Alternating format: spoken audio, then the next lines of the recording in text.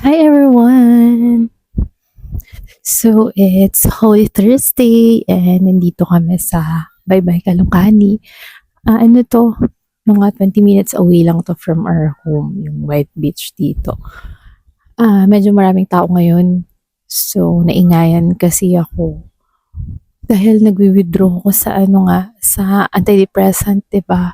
Tas, syempre I have autism, ADHD, anxiety and depression. So, 1 year ako nag-medication and then nag-withdrawal ako ngayon. So, gusto ko ng medyo tahimik na place kasi medyo naingayan talaga ako doon banda. And may brain zaps ako. Isa sa mga effects talaga na hindi maganda during the withdrawal. Hindi kasi maganda masyado yung feeling ng nag-withdraw sa antidepressant. Kaya medyo lumayo muna ako. Ayan, naririnig nyo na naman sila. Andun ako sa tabi nun kanina. Talagang parang, alam mo yung gusto kong mang-away. Pero hindi naman pwede because it's a public beach. Ay, actually, it's not a public beach eh. Kasi resort naman to, 'di ba? So, yan yung mga ginagawa ko. Yan yung tinatawag na self-regulation. Kumbaga ako na lang yung umiiwas kasi ang hirap na matrigger ako. Kasi lalo na usually kapag nasa withdrawal ka talaga, hindi ka pwede masyadong maliwanag. Alam mo yung ganon. Tapos yung masyadong maingay, ganon. Kasi medyo ang hirap, may mga relapses during withdrawal stage. So, sa mga nagwi-withdrawal dyan din ng antidepressant, sa mga makakapanood nito, proud din ako sa inyo na natapos niyo yung medication niyo. Hindi siya madali mag-start ng psychiatric meds, hindi siya madali. And akala ko din pag matatapos ka na rin with psychiatric meds, madali na lang din siya, 'di ba? Kasi andun yung during sa medication, andun yung weight gain. Grabe ang weight gain ng antidepressant. Tapos, pero maganda siya sa feeling, to be honest. Maganda talaga siya sa feeling. Naging less yung mga meltdowns ko, yung mga irritation ko, ganyan, na less siya, no? Ano ba yung naging journey ko doon? Kasi, after ko kasi ma-diagnose ng autism spectrum disorder level 1 and ADHD, binigyan kagad ako ng medication which is antidepressant and also antipsychotic.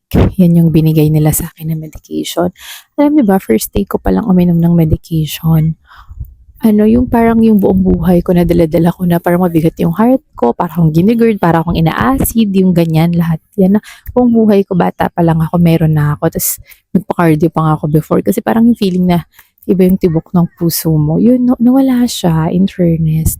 First day ko palang uminom nawala na kagad siya, nawala na siya. So, naging maganda siya.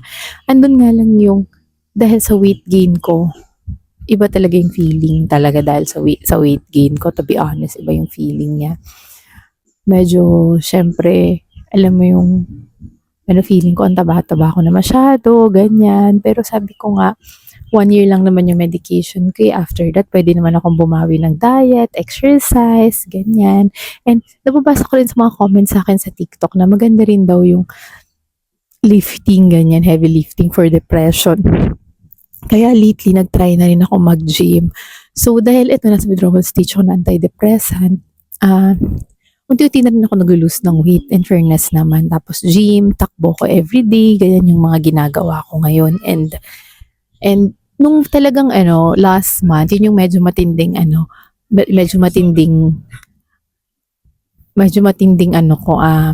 withdrawal ko sa antidepressant talaga yun. Mas matindi talaga last month. So, ayan. Medyo naputol ako kanina. So, next naman, let's talk about yung naging ko naman, journey ko sa pagpapatigil sa psychiatrist. Kasi medyo marami nagtatanong sa akin sa TikTok kung ano ba nangyari, kung ano yung naging trigger talaga para dalhin ako sa psychiatrist. Ayun. During that time kasi, parang mga siguro lampas 1 year na rin after ko manganak. So parang akala namin postpartum lang. Matindi na yung depression ko. Madalas na rin yung they call it autistic shutdown pala. Yung hindi ko paglabas ng kwarto. Tapos, sa kwarto lang ako, tapos hindi rin ako kakain. Madalas na rin yung ganun. Tapos, kasi na-diagnose nga rin ng autism yung baby ko. Pero, that time, hindi ko alam na autism din pala yung baby ko. So, nagsastruggle din talaga kung alagaan siya. Hindi madali mag-alaga ng batang autistic din Hindi siya madali. Tapos, hindi ko alam na may autism din pala ako. Meron din akong undiagnosed na autism. So, ang nangyari, struggle ako. Anong oras na ako natutulog? Kasi, yung anak ko laging nagigising sa gabi. Tas late na natutulog. Ganyan. As in, susuka-suka pa siya. Medyo manipulative siya, ganon.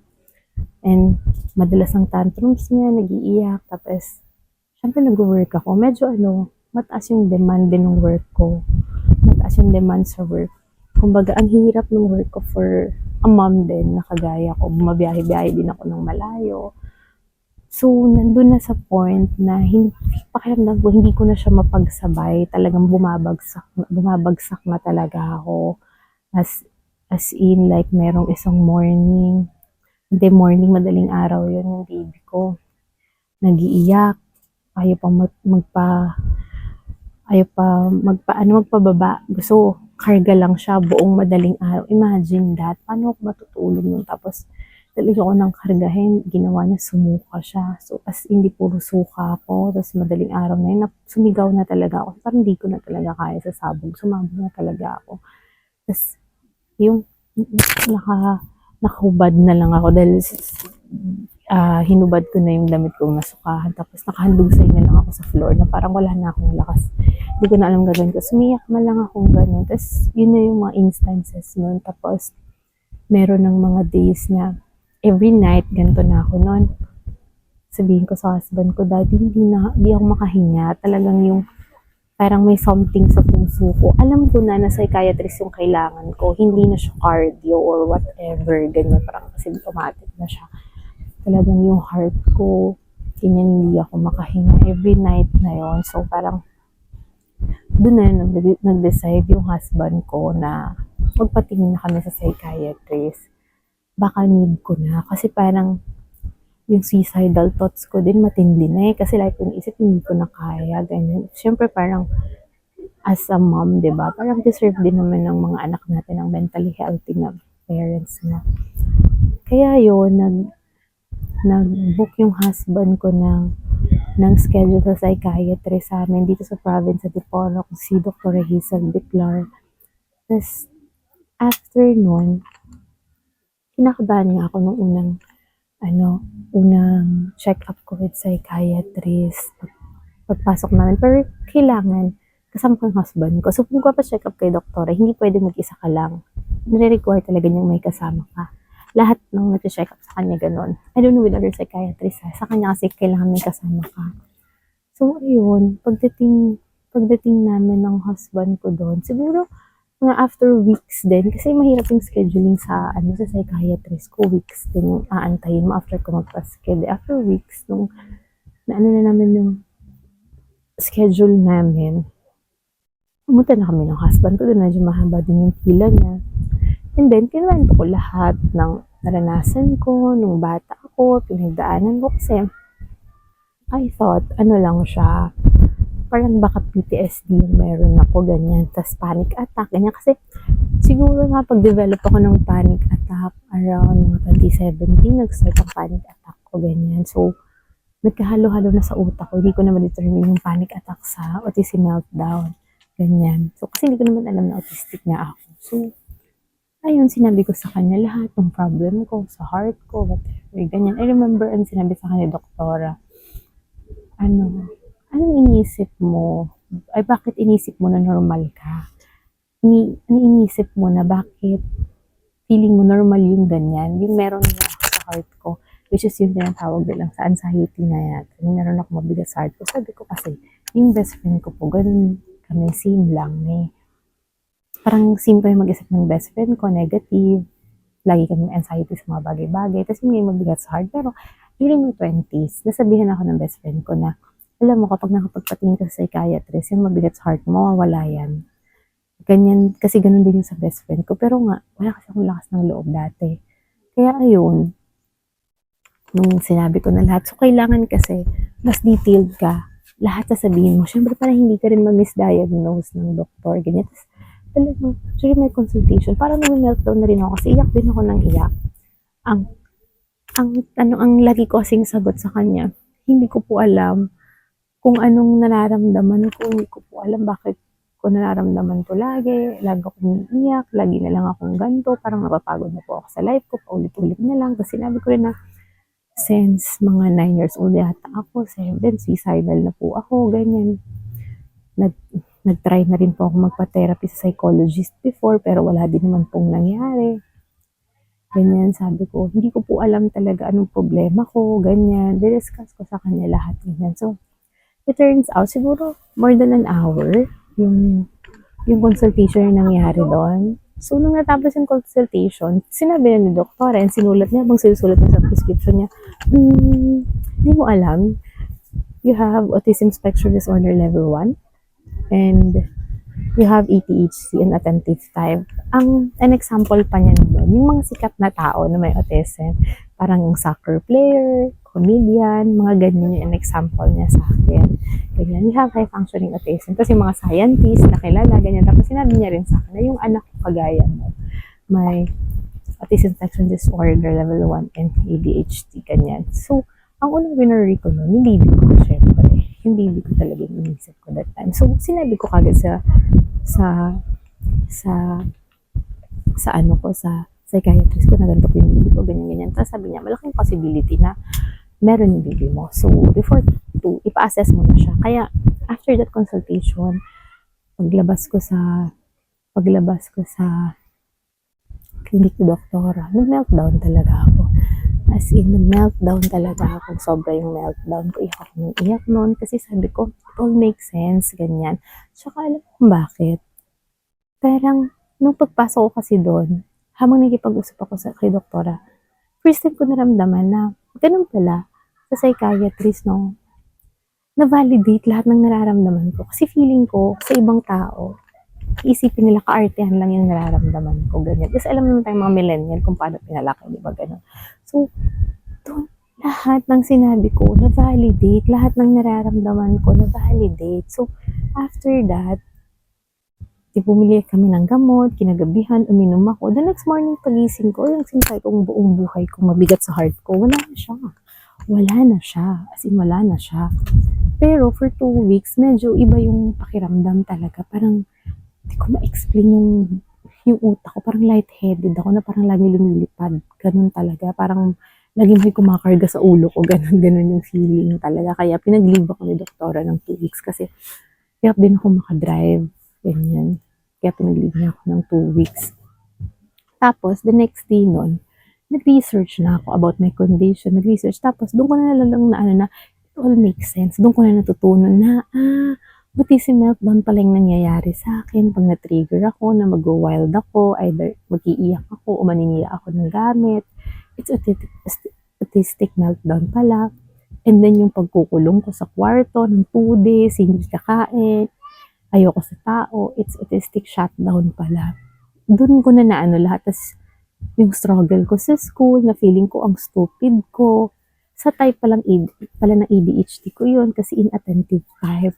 So, doon na ako nagkaroon ng answer lahat. Parang it all makes sense. Doon na lahat. Tapos nung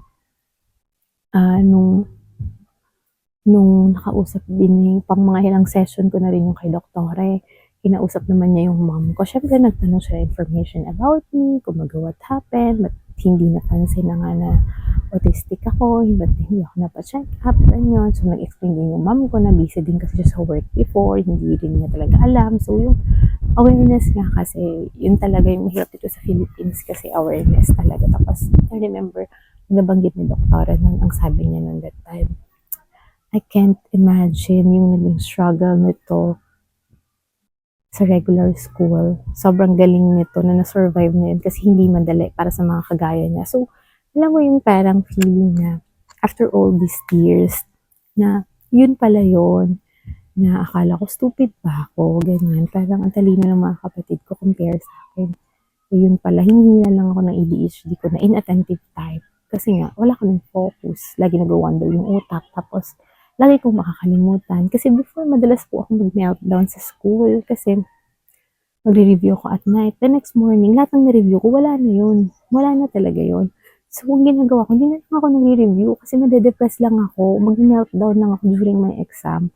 Or either before exam, kasi hindi na kaya ng time. Doon ako kailangang mag-review.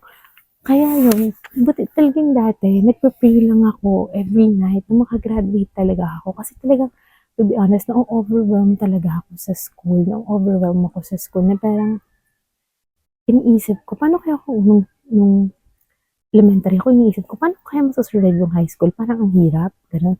Yung high school na ako, iniisip ko yung college. Paano kaya masasurvive yung college? Parang ang hirap. Ganun. Ganun ako mag-isip. Pero sa mga kagaya ko naman out there, huwag kayo mawalan ng pag-asa. Kasi, or sa mga parents din, lalo na, ako nga wala akong early intervention eh. Wala akong therapy. Ganyan. So, imagine that ha. Kung yung anak nyo, nabigyan nyo naman ng early intervention, yung anak nyo napa-assess nyo naman ng maaga. So, I think, mas kakayanin nila. Kasi ako nga wala, kinaya ko eh.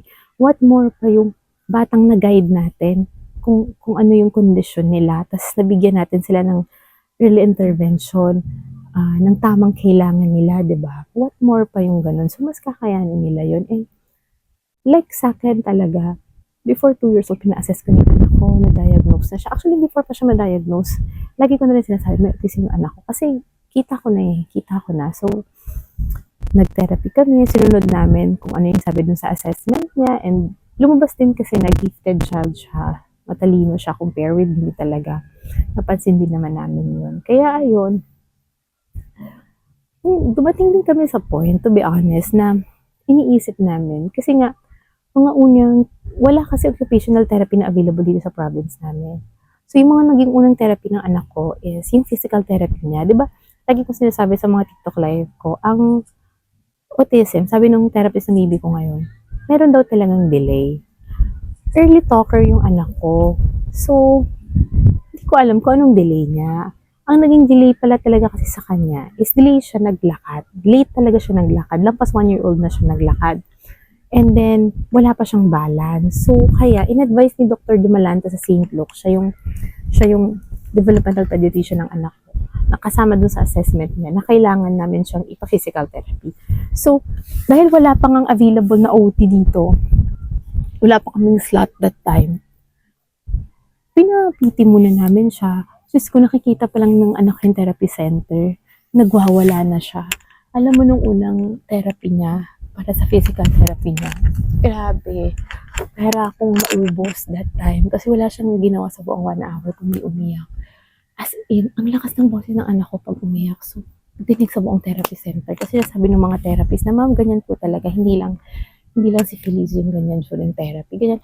Ano ba, hanggang nakagraduate siya sa physical therapy, umiiyak pa din siya. Ganun siya. So, parang, nasa point na nawawala kami ng pag-asa ng anak ko. Even sa magpapacheck up lang sa pedia, pag may ubo, sipon lagnat siya.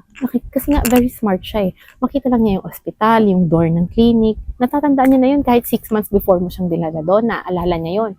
So, ngayon, makikita lang niya yung building ng therapy center niya.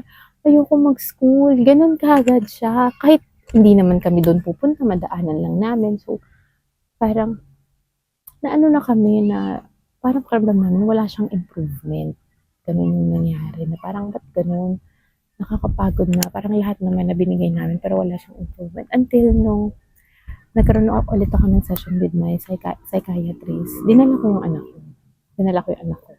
Parang that time, hindi na sa akin yung naging focus ng check-up ko with my psychiatrist. Kasi parang naging friend ko na rin psychiatrist ko. Kasi nga, yung work ko is medical representative. So, client din siya ng mga workmates ko, ganyan. May mga workmates din ako na siya, doktor siya, ganyan. Dinala ko rin yung assessment ng anak ko. Kasi sinabi niya rin sa akin yan dati na pag na-assess yung anak, madaling mo dito yung assessment niya, binasa niya, ganyan. Tapos, ni-refer niya ako sa kakilala niyang therapist. Doon kagad, na therapy yung anak ko. Ganyan. Pero before that, in-enroll ko sa preschool yung anak ko. Sa ibang school na siya. Unti-unti, nung una, parang hesitant yung anak ko, pero hindi siya umiiyak. Hesitant siya, pero hindi siya umiiyak. Pero alam mo, after that, eventually, lumalaking improvement niya. Kasi, dun sa, ano namin sa psychiatrist that time, medyo, yung anak ko, hindi siya umiyak, pero ayaw talaga niya lumapit sa psychiatrist ko. Sinasabi niya na labas na daw siya ng clinic, punta daw siya kay nanay, nanay yung yaya niya, nanay yung tawag niya, ganyan. Lagi siyang ganon. Sabi siya nung lumabas ng clinic. So, pero at least hindi siya umiyak. Tapos, nung nakakuha na kami ng schedule with therapist ng anak ko, so ibang therapy center naman to, ibang lugar, hesitant ulit yung anak ko, hesitant siya pumasok, pero hindi siya umiyak, hindi siya umiyak. Hindi ko alam kung sobrang galing lang talaga ng therapist din. As in, hindi umiyak yung anak ko. Sumusunod sa kanya, nag-play sila, nagkaroon sila ng session, tapos sabi ko nga, alam niyo ma'am, nagulat po ako sa anak ko ngayon. Feeling ko po, ang ganda nung, ang ganda nung place, nung improvement niya sa play school. Parang dahil sa exposure. Sabi ko nga sa therapist, in-advise kasi sa akin ni doktora, yung psychiatrist ko na alisin ko yung anak ko sa SPED. Doon na lang siya sa play school. I-continue ko lang siya with play school. Yun, ang laki ng improvement niya. Alam mo, eventually, ilan yung teacher na sa play school. Ngayon, hinahag niya na yun. And sobrang excited ang anak ko everyday na pumunta ng school, nagpe-play siya, may mga classmates siya, kinukwento niya sa akin bago siya umuwi, may star siya. As in, gano'n na siya. Kaya sabi ko dun sa therapist, ma'am, alam mo ba, first time na ganyan, in-expect ko mag-iiyakan po tayo dito the whole time. Pero hindi umiyak yung anak ko. As in, kaya sabi ko, ang laki po na improvement niya dahil sa preschool, sabi ko. Tapos nung next balik namin, okay pa rin sila ng therapist niya. Yung unang naging program ng anak ko na binigay niya, ang ganda ng improvement ng anak ko. Tapos, nung session nga na yun, after nun, pumunta kami sa doktor. Kasi may ubo tsaka sipon siya na medyo 3 weeks na. So, kaya pina-check up ko siya sa pedya. Alam mo ba, naglakad lang siya mag-isa papasok ng door ng clinic ng pedya niya. Eh, yun yung iniiyakan niya lagi. Ayaw na pumunta doon. Naglakad, hesitant siya, oo, pero naglakad lang siya. Hindi siya umiyak. Sobrang okay kahit yung pedya niya. Tito Doc kasi yung tawag niya sa pedya niya. Sabi niya, sabi ko, Dok, enroll ko to sa preschool. Sabi ko, ang laki ng improvement niya, ganyan na siya ngayon. Hindi na siya nag-iiyak, sabi nga rin ng pwede. Alam mo, pag uwi ko, parang naiiyak ako sa saya kasi parang feeling ko, hindi na sayang yung early intervention na ginawa namin. Kasi dumating nga kami sa point na susuko na kami, feeling namin na namang nangyayari. Tapos yun, alam mo, every night, yung anak ko, hindi na siya katulad ng dati na Diyos ko, 1 AM, 3 AM, gising pa kami. Kasi hindi pa siya tutulog at nagpapalapag. Hindi na siya ganun. Nagigising siya, magpapakarga konti sa madaling araw, pero matutulog lang din siya, ganun. Sobrang sinunod ko lang yung mga advice ni Dr. De Malanta, yung nag-assess sa kanya, at saka lalo na yung program na ginawa ng therapist niya. Kaya early intervention really works. Saka yung pakiramdam na, alam kong kakayanin ng anak ko to, kasi may improvement nga siya eh. Compare sa akin na wala akong ganun, 'di ba? So, tsagain niyo lang po, huwag niyo sukuan. Opo, medyo magastos, 'di ba? Imagine that, therapy yung anak ko, pina-assess ko habang ako nagme-medication, may check-up din sa psychiatrist, sabay-sabay yun. Dalawa kami ng anak ko, imagine that. Ang gastos niya talaga. Tapos imagine mo pa, eventually, kasi parang siguro mga ilang session ako sa psychiatrist ko, umiiyak pa din ako, ganyan. Sabi ng psychiatrist ko sa akin na, saka sa husband ko, kinausap nga niya yung husband ko mag-isa na, kailangan ko na daw talaga mag-resign sa work. Imagine yun na, ang hirap sa akin nun, kasi nga ang dami namin gastusin. Pero kailangan ko daw talagang gawin yun, kasi medyo high demand yung work ko para sa kagaya ko. Ang okay daw sa amin, mag-business na lang ako. Yan, dun ako, isang nahirapan talaga na nagaganon talaga sa utak ko. Gusto ko nang iwanan yung trabaho ko, to be honest, at sundin yung psychiatrist ko. Kaso ang dami lang namin gastusin and hindi pa kasi nag-work yung business na sinisimulan namin ng husband ko. Sinimulan na naman namin na yung business, pero ilang beses kaming medyo nalugi. So, talagang pinag-pray talaga namin kay Lord. Pinag-pray namin kay Lord na eventually makapag-resign na ako, ganyan. Kasi ang trigger ko daw, sabi ng psychiatrist ko talaga, yung work ko talaga. Kasi nga, as a person na may autism na kagaya ko, mahirap na for me na pagsabayin yung klase ng work ko tsaka yung pagiging mom. Noon kaya ko daw yon. Kasi nga, yun lang naman ako, single ako, yun lang ginagawa ko. Ngayon kasi mom na rin daw ako. I remember ngayon sinabi niya sa akin, sabi ko, Doktora, gagawin ko sa life ko, ganyan, anong worth ko, anong value ko as a person, kung wala akong trabaho. Sabi niya sa akin that time, yung mom na, na, hindi mo dinanas. I remember that word.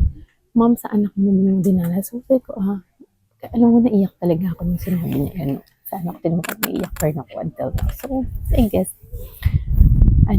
so, I hope someday mag-realize, I know someday mag-realize din ng mga anak natin, ng mga awesome child natin, yung naging sacrifices natin for them, ganyan.